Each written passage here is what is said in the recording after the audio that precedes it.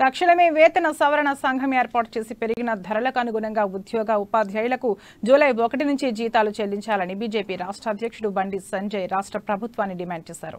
ఈ మేరకు ఆయన సీఎం కేసీఆర్ కు లేఖ రాశారు. తెలంగాణ రాష్ట్ర ఏర్పాటు కోసం నాడు ఉద్యోగులు ఉపాధ్యాయులు 42 రోజుల పాటు సకల జనుల సమ్మె చేస్తే ఆనాటి ప్రభుత్వం దిగొచ్చిందని బండి సంజయ్ గుర్తు చేశారు. పార్లమెంట్లో బీజేపీ మద్దతుతో తెలంగాణ బిల్లు ఆమోదం పొంది స్వరాష్ట్రం ఏర్పాటైందని వివరించారు. కానీ స్వరాష్ట్రంలో ఉద్యోగుల ఉపాధ్యాయుల హక్కులను కాపాడాల్సిన సీఎం కేసీఆర్ వారిని అడుగడుగునా మోసం చేస్తున్నారని మండిపడ్డారు.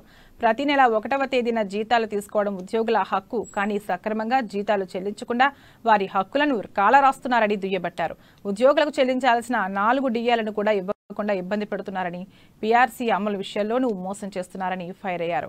సిఆర్ బిస్వాల్ అధ్యక్షతన ఏర్పాటు చేసిన తొలి పీఆర్సీ నివేదికను 2018 జూలై 1 నుంచి అమలు చేయాల్సి ఉన్న 21 నెలలు అమలు చేయకుండా ఉద్యోగ ఉపాధ్యాయులను ఇబ్బంది పెట్టారని లేఖలో పేర్కొన్నారు. ఉద్యోగ ఉపాధ్యాయుల ప్రయోజనాలను పరిగణలోకి తీసుకుని తక్షణమే కొత్త పే రివిజన్ కమిషన్ ఏర్పాటు చేయాలని బీజేపీ తెలంగాణ విభాగం తరపున డిమాండ్ చేస్తున్నామని బండి సంజయ్ హెచ్చరించారు.